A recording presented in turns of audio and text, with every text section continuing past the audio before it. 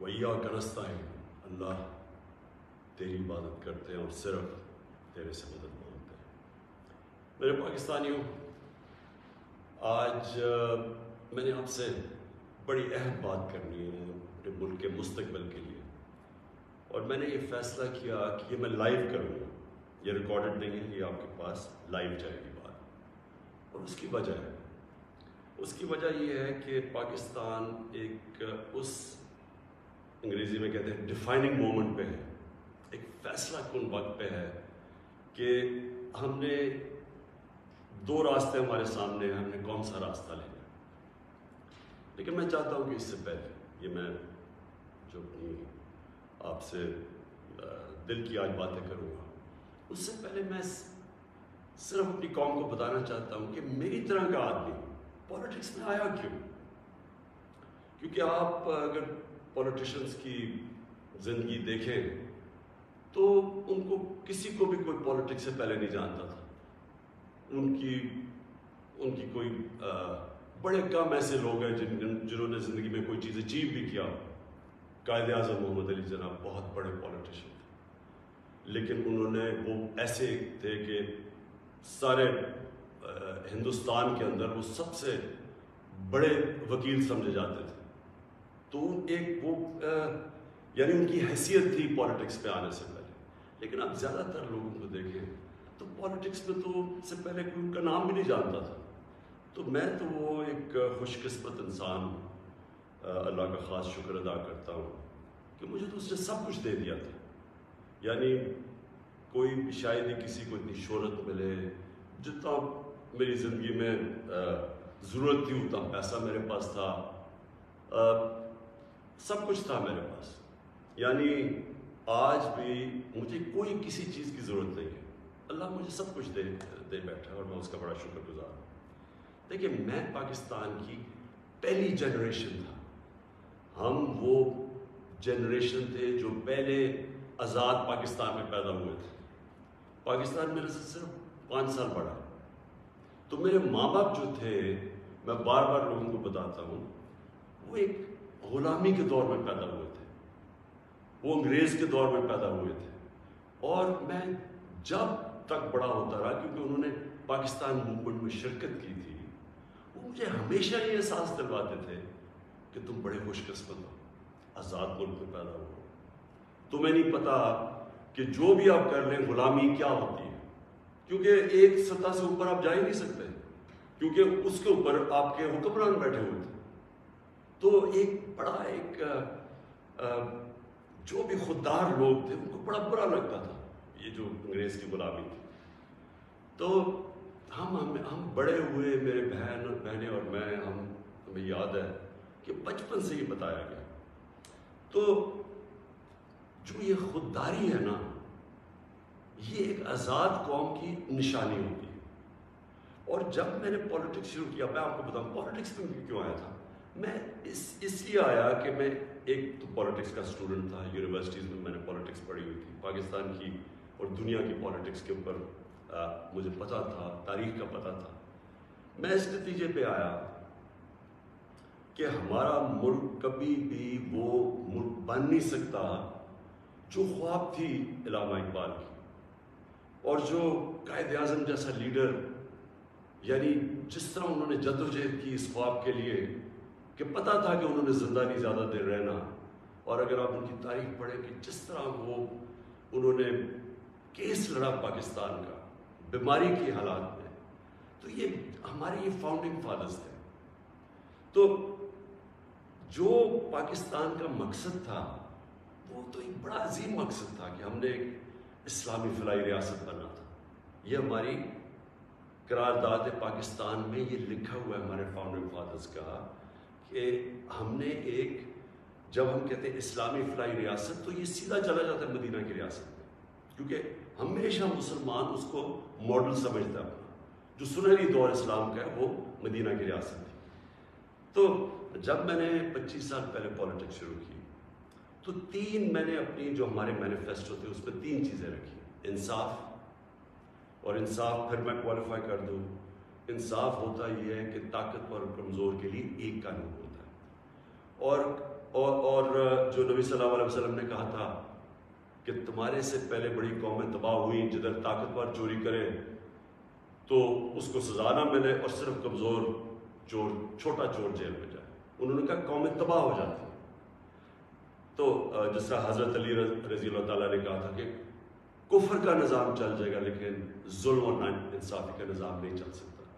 تو یہ بیسس ہے ایک انصاف، اور دوسرا انسانیت، رحم ہوتا ہے ایک اسلامی ریاست میں، جو کہ مدینہ کی ریاست میں پہلی فلاحی ریاست بنائی گئی تھی، جو میں بار بار لوگوں کو کہتا ہوں۔ تو یہ میرے 2 ایمز تھے، اور تیسرا تھا خودداری۔ ایک مسلمان قوم غلام قوم نہیں بن سکتی۔ جس قوم کا نعرہ تھا پاکستان کا مطلب کیا، لا الہ الا اللہ، لا الہ الا اللہ کا تو مطلب ہی ہے کہ سوائے اللہ کے آپ کسی کے سامنے نہیں جھکتے، وہ شرک ہے۔ سب سے بری چیز اللہ کو لگتی ہے کہ جب آپ کسی کو بھی اللہ کی جگہ پہ رکھتے ہیں۔ تو یہ غلامی جو ہوتی ہے، یہ جب آپ کسی کی بھی، پیسے کی غلامی، خوف کی غلامی، یہ سب شرک ہے، کیونکہ لا الہ الا اللہ انسان کو آزاد کرتا ہے۔ یہ 3 تھے میرے آج سے 25 سال پہلے۔ آپ دیکھیں کہ میں مینیفیسٹو میں یہ 3 چیزیں لکھی۔ مجھے لوگ کہتے ہیں عمران صاحب آپ اسلام کا نام استعمال کرتے ہیں۔ میں اگر میرے میں اللہ ایمان نہ ڈالتا، میں پولیٹکس میں کیوں آتا؟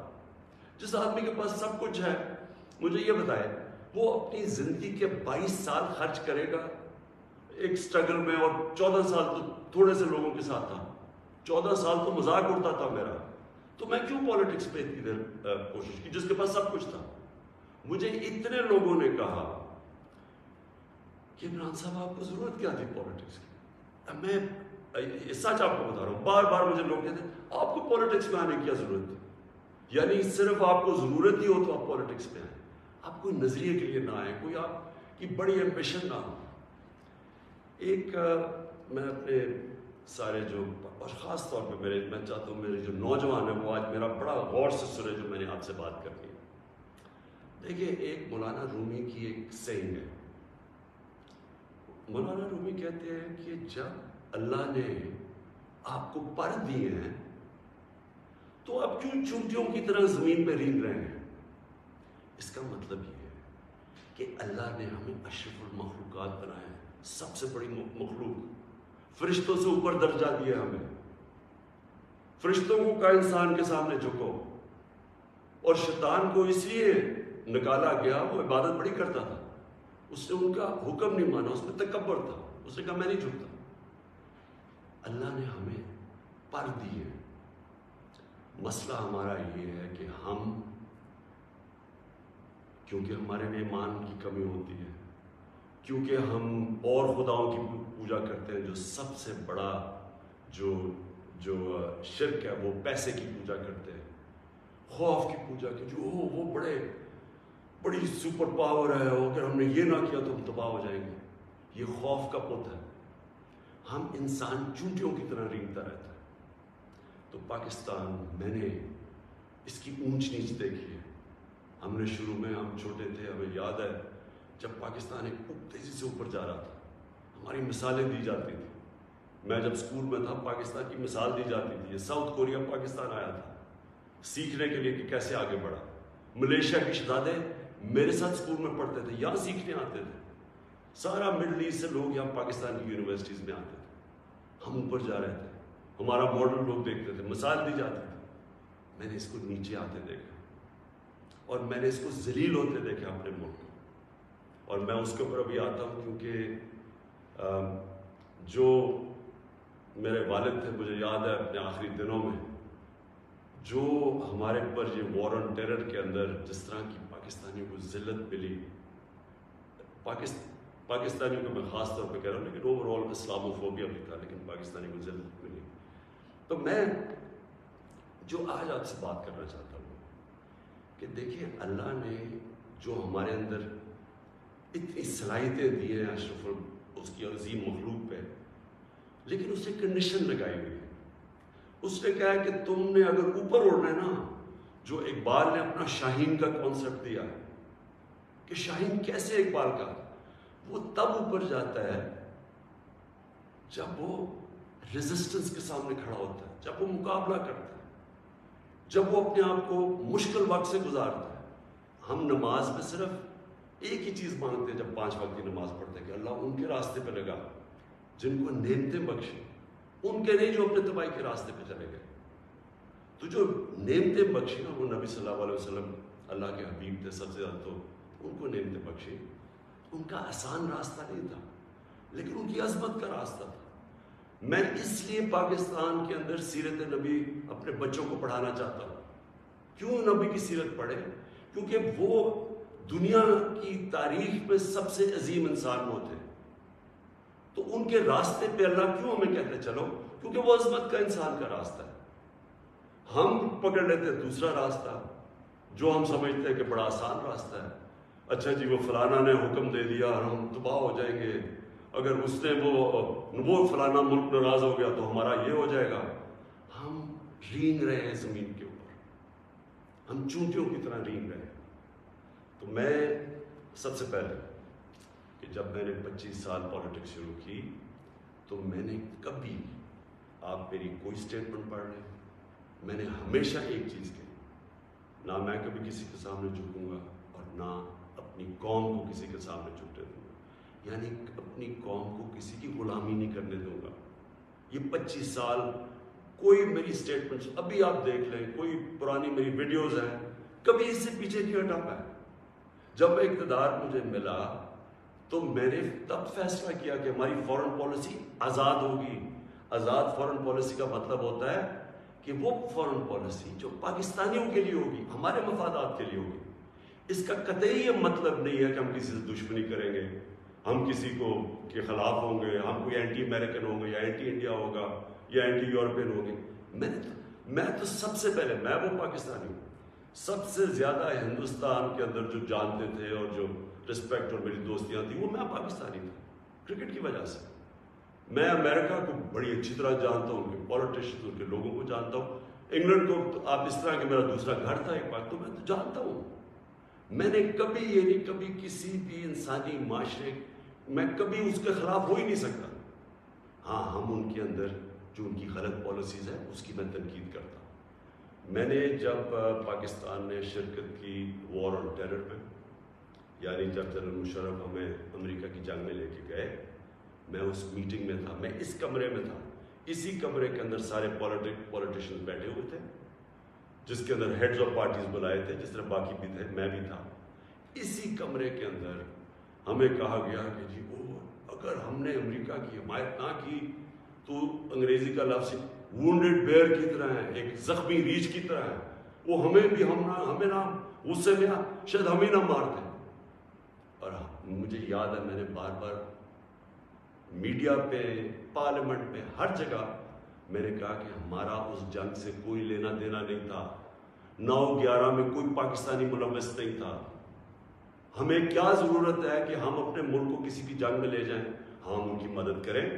اگر انہوں نے ان کے ملک میں دہشت گردی ہوئی ہے، ہم دہشت گردی کے خلاف ہیں، ہمیں ان کی مدد کرنی چاہیے. لیکن کیا اس کا مطلب یہ ہے کہ ہم پاکستانیوں کو قربان کر دیں کسی کی جنگ میں؟ اور پھر ہم نے غلطی کیا کی؟ سب سے بڑی جو جنرل مشرف نے غلطی کی، 80 کی دہائی میں ہم نے پاکستان فرنٹ لائن سٹیٹ بن گیا جی کہ ہم امریکہ کے حمایتی ہیں، ہم اس کے ایلائے ہیں، ہم سوویت یونین کے خلاف جہاد لڑ رہے ہیں. اور ساری جہاد پاکستان کے قبائلی علاقے سے لڑی گئی، اور باہر سے لوگ ہم نے بلائے اور ہم نے ان کو ٹرین کیا اور یہاں سے مجاہدین گروپس گئے. ہم نے ان کی پوری حمایت کی، ان کو بتایا کہ فورن آکوپیشن، کیونکہ ہم اس لیے لڑ رہے ہیں کہ افغانستان کے اوپر فورن آکوپیشن ہے، اس لیے ہم لڑ رہے ہیں جہاد. اور سارے ہمیں بتایا گیا کہ کتنا بڑا پاکستان بڑا رول پلے کر رہا ہے. جیسے ہی وہ جہاد ختم ہوتی ہے، سوویت یونین ہارتا ہے، امریکہ یہاں سے چلا جاتا ہے، سوویت یونین ادھر چلا جاتا ہے، اور 2 سال کے بعد وہی امریکہ جو ہمارا دوست تھا، جس کے لیے جو ہم اکٹھے جنگ لڑ رہے تھے، وہ ہمارے اوپر سینکشن لگا دیتا ہے، پریسلر سینکشنز. 9/11 آ جاتا ہے، پاکستان کی پھر امریکہ ضرورت پڑ جاتی ہے. یہ جو ابھی میں نے آپ کو کہا کہ اسی کمرے کے اندر فیصلہ ہو رہا ہے کہ جی ہم امریکہ کی ہمیں حمایت کرنی چاہیے. ہم نے کہا کہ ہاں ٹھیک ہے, حمایت یہاں تک ٹھیک ہے کہ دہشت ہم سارے دہشت گردی کے خلاف ہیں, ان کے خلاف ایکشن لیں, لیکن جو حمایت ہم نے کی, جو پاکستانیوں کی جانوں کی قربانی دی گئی, کسی اور امریکہ کے ایلائی نے اس طرح کی قربانیاں نہیں دی. کوئی نیٹو بھی امریکہ کے ساتھ تھا, کوئی ایک ملک بتائے جو 80,000 اپنے لوگ مروا لیں, جس کا سارا قبائلی علاقہ, اور میں یہ آج پھر سے کہنا چاہتا ہوں, دیکھیں میں قبائلی علاقے کو باقیوں سے بہتر جانتا ہوں, میں نے وہ سارا قبائلی علاقہ پھرا ہوا ہے, میں نے کتاب لکھی ہوئی, میں اس کی تاریخ جانتا ہوں. قبائلی علاقہ پاکستان میں سب سے پرامن علاقہ تھا, وہاں کرائم ہوتی نہیں تھی, کوئی ان کے ریکارڈ میں, یعنی ہمیشہ سے وہ کرائم فری ایریا تھا. جو قبائلی علاقے کے لوگوں سے ہوا ہماری اس جنگ میں شرکت کرنے سے, آپ اندازہ نہیں لگا سکتے کہ وہ لوگوں کے اوپر, بیچاروں کے اوپر کیا گزرے. وہاں لوگ مارے گئے, وہ ادھر سے لوگ کھڑے ہو گئے, جن لوگوں کو, اب سوچیں ہم لوگوں کہہ رہے ہیں کہ جہاد کرنا اگر باہر سے آکوپیشن ہو وہ سب سے عظیم چیز ہے, اور اب امریکن جب ہم پہنچ گئے تو ہم نے کہا نہیں آپ دہشت گردی ہے. اب ظاہر ہے وہ لوگوں کو آپ 10 سال میں ایک طرف سے دوسری طرف تو نہیں لے جا سکتے تھے, وہ انسان تھے, ان کو ہم نے یہ بتایا ہوا تھا کہ یہ جہاد ہے. وہ جب انہوں نے پاکستان کے خلاف شروع ہو گئے, اور وہ جو پرانے جہادی گروپس ٹرین کیے تھے وہ بھی پاکستان کے خلاف ہو گئے. تو اس سے انہوں نے ہمیں کہا کہ ہم کولیبریٹرز ہیں امریکہ کے, جہاں جو پاکستان میں خود کش حملے ہوئے, جو قبائلی علاقہ اجڑا گیا, جو یہاں میں پتہ نہیں کتنے ہسپتالوں میں گیا, میں تو جو لوگ بچ گئے تھے, کسی کی ٹانگیں نہیں ہیں, کوئی چل نہیں سکتا, کسی آنکھیں نہیں ہیں, ہاتھ اڑے ہوئے ہیں. تو اس ساری جو ہم نے جب اس کی اتنی زیادہ قربانیاں دی اپنے ملک کی, اس کا کوئی کریڈٹ ملا پاکستان کو؟ کیا کسی نے کہا کہ آپ نے بڑا زبردست کام کیا, شکریہ پاکستان؟ یہ نہیں ہوا.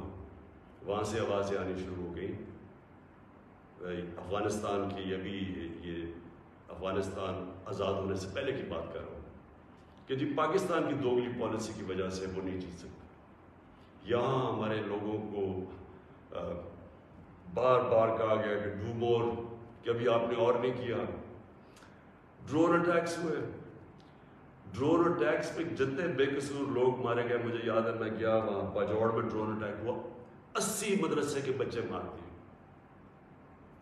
شادیوں کے اوپر ڈرون اٹیک ہو رہا ہے. تو پاکستان کس عذاب سے گزرا, کہ میں بیک گراؤنڈ اس لیے دے رہا ہوں کیونکہ آپ کو پتا ہونا چاہیے کہ میری آج پالیسی کیا ہے. کیا جو تنقید ہو رہی ہے کہ جی عمران خان, یہ جو بھی میں, یہ جو ہمیں ڈاکیومنٹ ملی ہے, پہلے میں بیک گراؤنڈ آپ کو بتا دوں کہ یہ سارے وقت میں اس کی مخالفت کرتا رہا.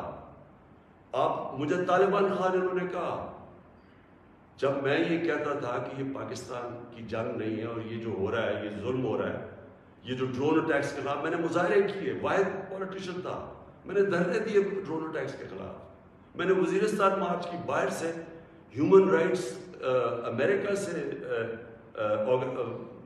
آرگنائزیشن آئی, انہوں نے میرے ساتھ حمایت کی. ایک کلائیو اسٹیٹٹ اسمتھ تھا وکیل, اس نے میرے ساتھ آ کے یہ حمایت کی کہ یہ اتنا بڑا ظلم ہے. کوئی ہمارے سینئر پولیٹیشین لیڈرز نے کوئی بات نہیں کی, ڈرے ہوئے, خوف زدہ, کہ امریکہ نہ ناراض ہو جائے. کون سے قانون میں یہ لکھا ہوا ہے کہ آپ کا اپنا جس کے لیے آپ جنگ لڑ رہے ہیں وہی آپ کے ملک میں آئے, ڈرون اٹیک کرے, جج جوری ایکسیکیوشنر, یعنی وہی فیصلہ کرے کون دہشت گرد ہے, اس کو مار دے, کوئی پتہ نہ تحقیق ہو کہ جی کوئی بے قصور آدمی تھا یا واقعی دہشت گرد. ہماری حکومتوں نے پوری طرح اس جرم میں شرکت کی, اور جو وہاں کے جن کے رشتہ دار مرتے تھے, جن کے کوئی بے قصور لوگ, عورتیں, بیوی, گھر مرتے تھے, وہ ہمارے اوپر پھر حملے کرتے تھے. وہ ہمیں سمجھتے تھے کہ ہم ان کی مدد کر رہے ہیں جو کہ ان کے اوپر ظلم کر رہے ہیں. تو لہٰذا ہر طرف پاکستانیوں نے سفر کیا. تو میں جب حکومت ملی تو میں نے پہلے دن سے یہ کہا کہ پاکستان کی فارن پالیسی پاکستان کے لوگوں کے لیے ہوگی. ہم کوئی ایسی فارن پالیسی نہیں بنائیں گے جو کہ کسی اور کی تو بہتری ہو لیکن ہمارے ملک کو نقصان پہنچے. کہ یہ کسی کے خلاف نہیں تھی, یہ اینٹی امریکن یا اینٹی یورپین اینٹی انڈین بھی نہیں تھی. انڈیا کے خلاف صرف جب انہوں نے کشمیر کے اوپر انٹرنیشنل قانون توڑا, جب انہوں نے کشمیر کا سٹیٹس لیا 5 اگست 2019 میں, تب میں نے ان کے خلاف بات کی اور ہر فورم پہ کی. لیکن میں نے کوشش اس سے پہلے پوری کی ہندوستان سے دوستی کی. تو میں آج جو آپ کے پاس یہ ساری بات کرنے کے لیے اس لیے آیا ہوں کہ ابھی ہمیں 8 مارچ کو یا اس سے پہلے 7 مارچ کو ہمیں ایک امریکہ نے باہر سے ملک میں نام مطلب میرا کہ کسی اور باہر سے ملک سے ہمیں میسج آتی ہے, اور میں اس لیے آپ کے سامنے یہ میسج کی بات کرنا چاہتا ہوں اور میں اس لیے لائیو بھی کر رہا ہوں کہ یہ ایک کسی آزاد ملک کے لیے جس طرح کی ہمیں میسج آئی ہے, یہ ہے تو پرائم منسٹر کے خلاف ہی سر, لیکن یہ ہماری قوم کے خلاف ہے.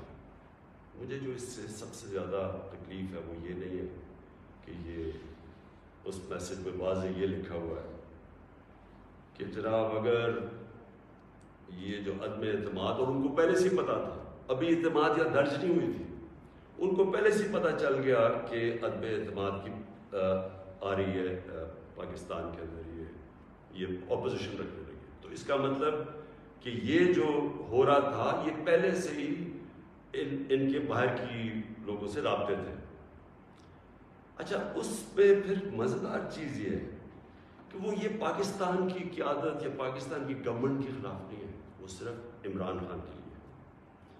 وہ یہ کہتے ہیں کہ ہمیں, اور ایک بہانہ مارتے ہیں کہ ہمیں کیوں غصہ پاکستان پہ, لیکن کہتے ہیں کہ وہ غصہ تب بالکل ٹھیک ہو جائے گا, ہم معاف کر دیں گے پاکستان کو اگر عمران خان یہ عدم اعتماد کی یہ ہار جاتا ہے.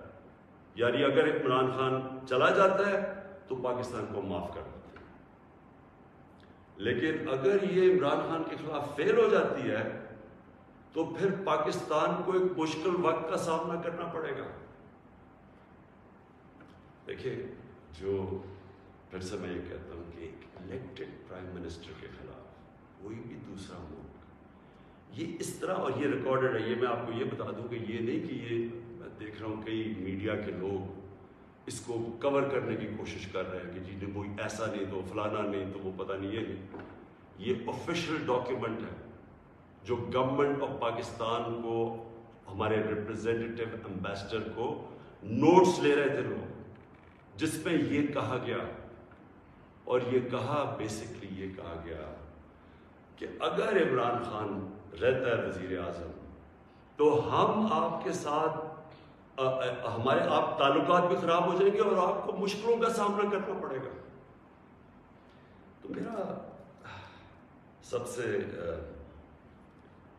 اپنی قوم سے آج یہ سوال ہے کہ کیا یہ ہماری حیثیت ہے, 22 کروڑ کی ہم قوم ہے, کہ ہمیں ایک کوئی باہر کا ملک, اور کوئی وجہ بھی نہیں بتا رہا, کوئی اس میں کوئی وجہ نہیں, بس یہ کوئی ایک چیز بتا دی کہ جی وہ عمران خان نے اکیلا کو فیصلہ کیا روس جانے کا, حالانکہ جب رشیا جانے کا فیصلہ تھا اس کے اندر ہماری ساری فارن آفس کی پوری مشاورت تھی, ہماری ساری عسکری قیادت کی مشاورت پوری تھی. میں نے بلکہ فارن سیکرٹریز کو اسی کمرے میں بلایا جو پرانے ریٹائرڈ تھے, ان سے ہم مشاورت کر کے گئے, لیکن اس کے اندر لکھا ہوا کہ نہیں, صرف وہ ہمارا امبیسڈر ان کو بتا رہے کہ نہیں یہ مشاورت سے, اس نے کہا نہیں یہ صرف عمران خان کی وجہ سے گئے. اور پھر انہوں نے یہ جو باقی لکھا کہ اگر جب تک وہ ہے تو ہمارے تعلقات اچھے نہیں ہو سکتے. اب میرا سوال یہ ہے کہ وہ اصل میں یہ کہہ رہے ہیں کہ یہ جب جائے گا تو جو باقی جو آئیں گے واپس, جو دوسرے عمران خان کی جگہ آئیں گے, ان سے ہمیں کوئی مسئلہ نہیں. تو میں اصل اپنی قوم کے سامنے یہ چیز رکھنا چاہتا ہوں.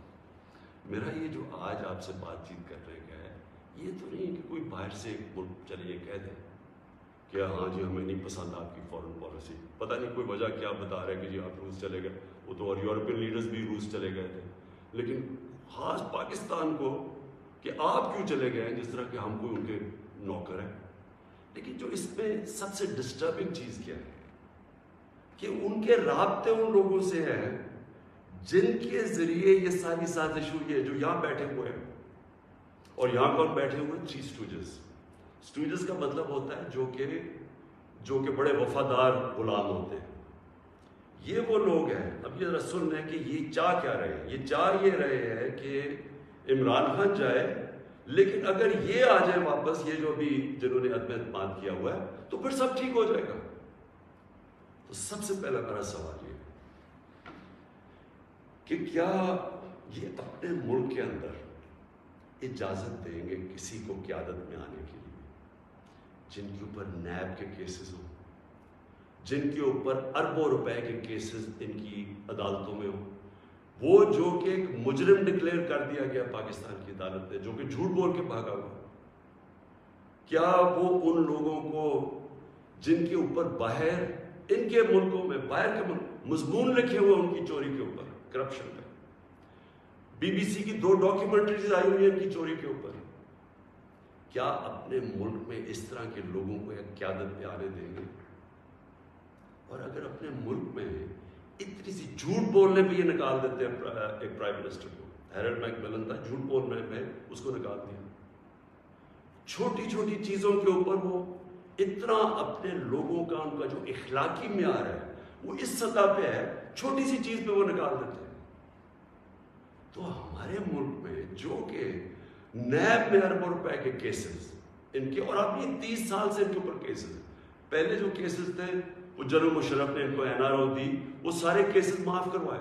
پھر یہ 10 سال میں مزید اور کیسز چڑھ گئے اربوں روپے کے. ان کو یہ کہہ رہے ہیں کہ وہ ٹھیک ہے، وہ ٹھیک ہے، لیکن عمران خان ان کو پسند نہیں ہے. مجھے جو اگلی چیز سمجھ نہیں آ رہی ہے، میں یہ اپنی قوم سے پوچھنا چاہتا ہوں کہ جب ان کو بھی پتہ ہے، کیونکہ یہ یاد رکھنا میرے پاکستانیوں کہ جب ان کی جو انٹیلیجنس ہوتی ہے وہ ساری بیک گراؤنڈ پتہ ہوتا ہے ہر کا. میرا ان کو سب پتہ ہے، ان سارے جتنے بھی پولیٹیکل لیڈرز ان کی سب بیک گراؤنڈ پتہ ہے. ان کو ان کی ایک ایک چیز پتہ ہے کہ ان کے کتنے پیسے ملک کے کس اکاؤنٹس میں پڑے ہوئے بیرون ملک. ان کو سب پتہ ہے کہ ان کی پراپرٹیز بینامی جو انہوں نے باہر لی ہوئی ہیں بڑی بڑی اربوں اربوں روپے کی، ہر ڈیٹیل ان کے پاس ہے. ایک ہمارا ینگ پولیٹیشین ہے، ایک کتاب ہے رون سوسکنڈ کی دی وے آف دی ورلڈ. اس کتاب میں وہ لکھتا ہے کہ ان کی نیشنل سیکیورٹی جو تھی وہ ٹیپ کر رہی ہے، اس کی والدہ اس کو ٹیلی فون کر کے بینک اکاؤنٹس بتا رہے ہیں، یعنی ادھر تک ان کو پتا ہے. تو ہمارے یہ جو اب یہ 3 لوگ ان کو جو پسند آ گئے ہیں، ان کی کیا خاصیت ان کو پسند آئی؟ یہ کہ ان جنرل مشرف کے سالوں کے اندر 11 ڈرون اٹیک تھے. ان دونوں کے یہ بلکہ سارے یہ تینوں اکٹھے اقتدار میں تھے. ان کے 10 سال میں اس ملک میں 400 ڈرون اٹیکس ہوئے. ایک دفعہ ان کے منہ سے نہیں نکلا کہ مذمت کرتے ہیں. حامد کرزئی مجھے یاد ہے افغانستان میں جب ان کے ڈرون اٹیک یا وہاں بمباری سے افغانستان کے بے قصور لوگ مرتے تھے، وہ مذمت کرتا تھا. جدھر افغانستان میں فورن فوجیں تھی، یہاں ہم بیٹھے ہوئے ہیں 400 ڈرون اٹیکس میں ایک دفعہ کسی نے مذمت نہیں کی. اس لیے ان کو یہ سوٹ کرتے ہیں. مولانا فضل الرحمان کی ایک وکی لیکس کیا تھی کہ ایک جس طرح پینما پیپرز کا انکشاف ہوا تھا، یہ ایک انٹرنیشنل انکشاف ہوا تھا، لیک ہو گئے تھے سیکرٹ پیپرز یا ڈاکیومنٹس. تو پینما جو وکی لیکس میں وہ انکشاف ہوتا ہے کہ جو پاکستان کے اندر امریکی ایمبیسڈر تھی این پیٹرسن، اس کو مولانا فضل الرحمان، مولانا نہیں، فضل الرحمان، اس کو فضل الرحمان کہتا ہے کہ مجھے موقع دے دے، میں بھی وہی خدمت کروں گا جو باقی آپ کی خدمت کرتے ہیں. یہ وکی لیکس میں تھا.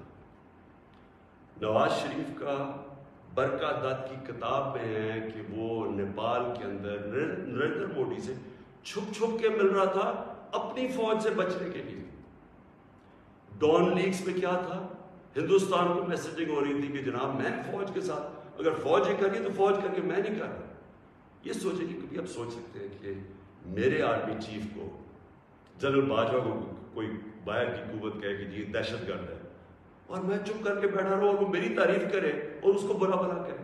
جنرل راحیل شریف کو نریندر مودی دہشت گرد کہہ رہا تھا، دہشت گرد کا چیف، اور نواز شریف سے دوستی تھی اور شادیوں پہ انویٹیشن تھی. یہ ان لوگوں کو یہ چاہتے ہیں.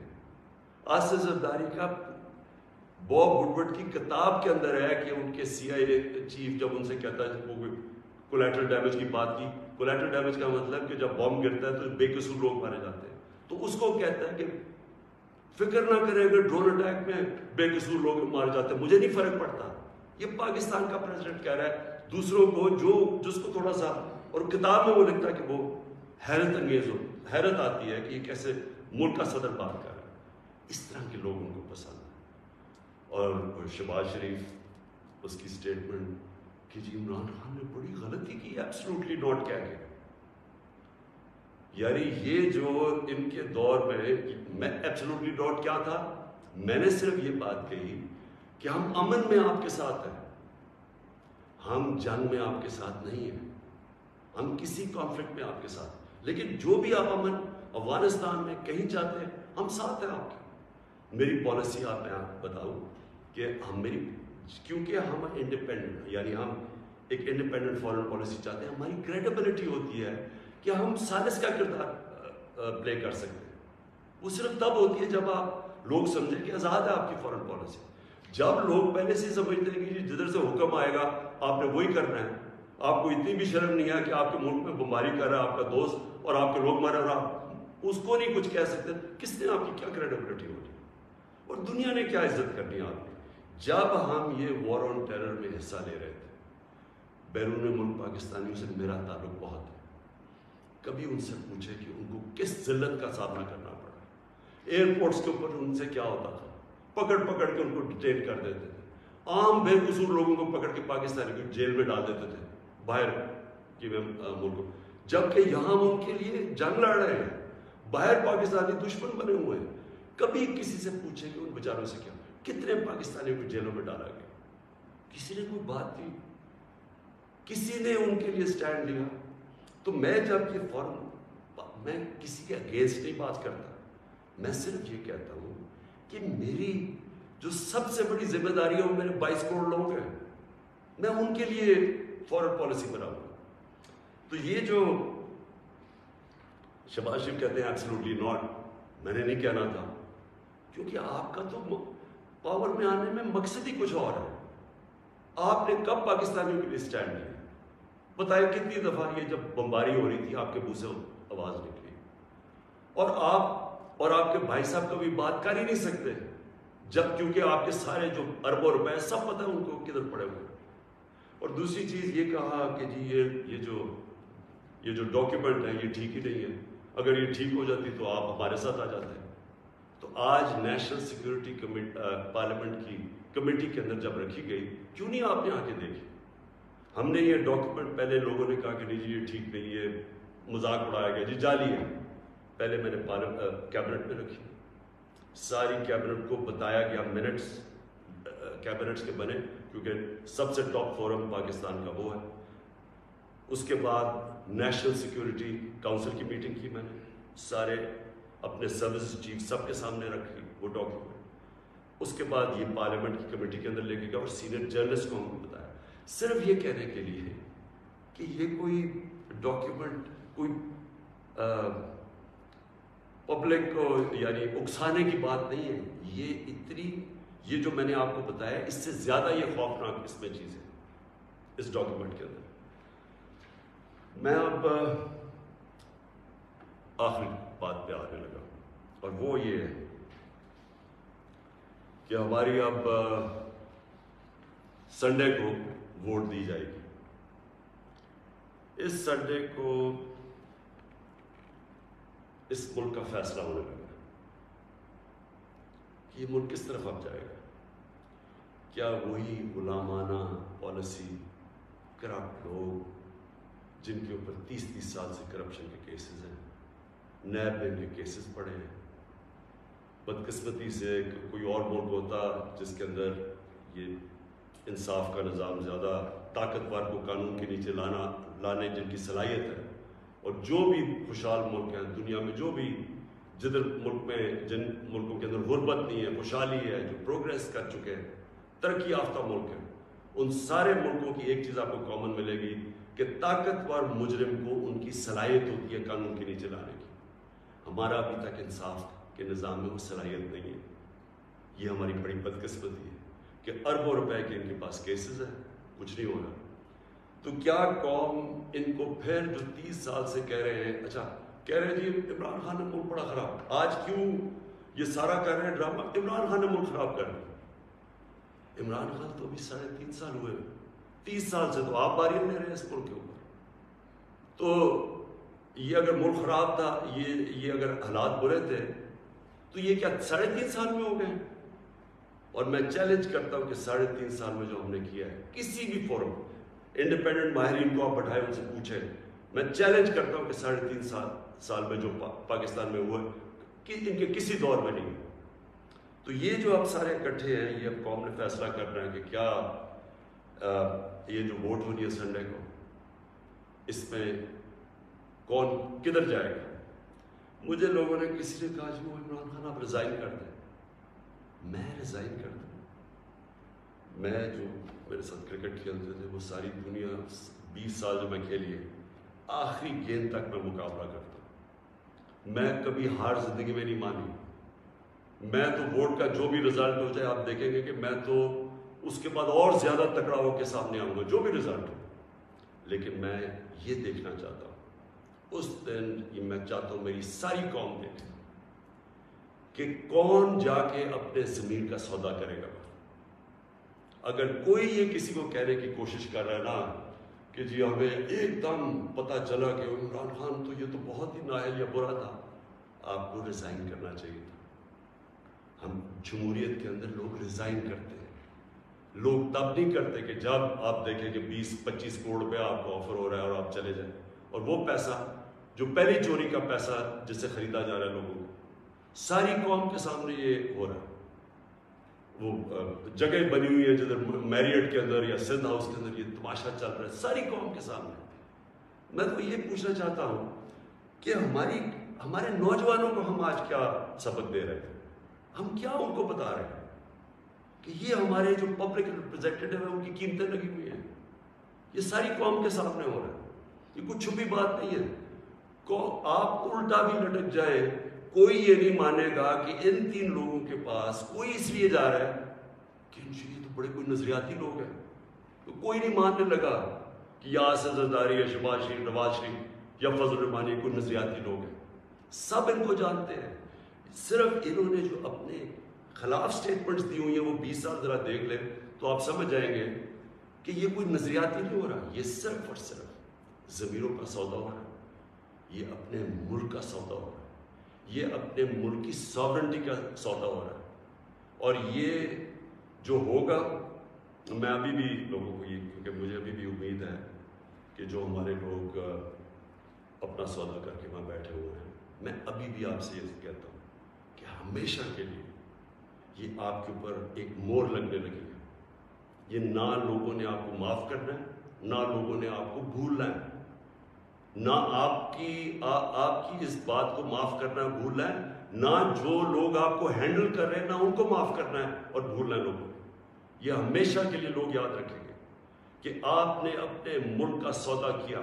ایک بیرون ملک سازش جو یہاں لوگوں کے ساتھ مل کے ایک وہ گورنمنٹ جس کی آزاد فورن پالیسی تھی اس کو گرانے کی کوشش کی گئی. یہ کوئی آپ کو معاف نہیں کرے گا. ہمارے بر صغیر کی تاریخ کیا ہے؟ میر جعفر اور میر صادق کون تھے؟ یہ وہ لوگ تھے جنہوں نے انگریزوں کے ساتھ مل کے بنگال کو غلام بنایا، انگریزوں کے ساتھ مل کے سراج الدولہ کو مروایا، اور اپنی ذاتی مفادات کے لیے اپنے قوم کو غلام بنایا، اور دوسرے نے ٹیپو سلطان کو اس سے غداری کی، انگریزوں کے ساتھ مل کے اپنی قوم کو غلام بنایا۔ یہ موجودہ آپ کے میر جعفر اور میر صادق ہے، باہر کی قوتوں کے ساتھ مل کے ایک ملک کے اندر یہ وہ چینج لے کے آ رہے ہیں جو کہ یاد رکھیں، میں پھر ریپیٹ کرتا ہوں، ساری زندگی یہ قوم آپ کو بھولنے نہیں دے گی۔ یہ وہ آپ کرنے جا رہے ہیں جو آنے والی ہماری نسلیں آپ کو معاف نہیں کریں گی۔ اور میں آپ کو یہ بھی بتا دوں آج کہ اگر آپ کا یہ خیال ہے کہ یہ سازش کو کامیاب ہونے دیں گے، میں اس کے سامنے کھڑا ہوں گا۔ میری یہ اپنی قوم سے کمٹمنٹ ہے کہ ہمیشہ جب تک میرے میں خون ہے میں اس کا مقابلہ کروں گا۔ میری زندگی کو تو کوئی فرق نہیں پڑنے لگا، میں اپنے گھر میں رہتا ہوں، میں اپنے خرچے برداشت کرتا ہوں، میرا تو کوئی کیمپ آفس نہیں ہے، میرے تو آگے کوئی فیکٹریاں نہیں بنائی۔ نواز شریف نے اتنے دور میں 18 فیکٹریاں بنا لی تھی سرکاری بینکوں سے پیسے لے کے، اور پھر بعد میں وہ قرضے معاف کروا لیے۔ نہ میرے کوئی رشتہ دار پالیٹکس میں، میں اپنے گھر میں رہوں گا، اپنے گھر میں رہتا ہوں۔ لیکن اس قوم سے جو غداری ہو رہی ہے اور یہ جو ہونے جا رہی ہے سنڈے کو، میں یہ چاہتا ہوں کہ ایک ایک لوگوں کا، ایک ایک غدار کی آپ شکل یاد رکھنا۔ یہ جتنا بھی ہے کہ اپنے لوگوں کو بتانے کی کوشش کریں کہ جی وہ ایک دم ہمیں پتہ چلا ہے کہ یہ کیا ہوا ہے، یہ کتنا برا وقت گزرا تھا، لوگ آپ کی کوئی بات ماننے نہیں لگے۔ یہ قوم جو ہے، میں پھر سے ریپیٹ کرتا ہوں آپ کو، میں آخری بات کہنے لگا ہوں، یہ قوم نہ یہ بھولے گی، نہ آپ کو معاف کرے گی، نہ جو لوگ آپ کے پیچھے ان کو معاف کرے گی۔ اور یہ اگر آپ کا کسی کا خیال ہے کہ عمران خان چپ کر کے بیٹھ جائے گا، کسی خوش فہمی میں نہ رہے۔ میرے پہ اللہ نے مقابلہ کرنے کی صلاحیت دی ہے، ساری زندگی میں نے مقابلہ کیا ہے۔ میں کوئی وہ آدمی نہیں جس نے بیٹھے بیٹھے کسی نے پرچی دکھائی کہ جی مجھے تو پرچی میں پارٹی وراثت میں مل گئی ہے، یا میرا کوئی باپ کچھ تھا، یا میرا کوئی فلانا کچھ تھا، یا میں سریا لگاتے لگاتے جنرل جلانی کے گھر پہ مجھے کوئی وزارت مل گئی اور کوئی چیف منسٹر۔ میں نے اسٹرگل کر کے یہاں پہنچا، مجھے اسٹرگل کرنی آتی ہے، مقابلہ کرنا آتا ہے۔ میں کسی صورت اس سازش کو کامیاب نہیں ہونے دوں گا۔ پاکستان پائندہ باد۔